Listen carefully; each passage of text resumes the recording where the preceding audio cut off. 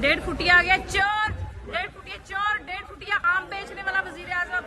ये आम बेचने वाला वजीर आजम आ गया। ये लेने जी, आम बेचने वाला वजीर आजम आ गया।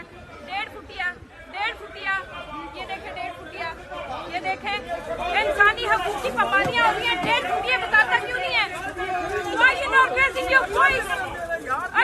बेशरम 1.5 फुटिया गाड़ी में बैठ के ये देखें किस चीज का जिंदाबाद। लोग मरे पाकिस्तान में बेशर्मो, किस चीज का जिंदाबाद।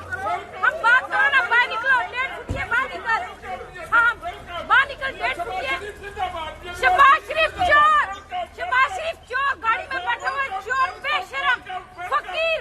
पाकिस्तान की बर्बादी की वजह शहबाज शरीफ, पाकिस्तान की बर्बादी की वजह तुम, पाकिस्तान की बर्बादी की वजह माँ बहनें उठवा रहे हो तुम बेशरम।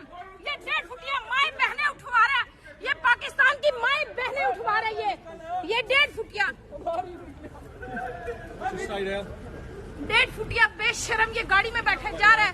डूब के मर जाओ तुम बेशरम। ये बेशरम यहाँ से निकला है, माँ बहनें उठवा रहे हैं, ये सियासत कर रहे हैं। ये 1.5 फुटिया दफा हो गया यहाँ से। आप देख लेंगे सारे लोग यहाँ पे मौजूद है। 1.5 फुटिया निकला यहाँ पे से, दफा हो गया बेशरम कहीं का।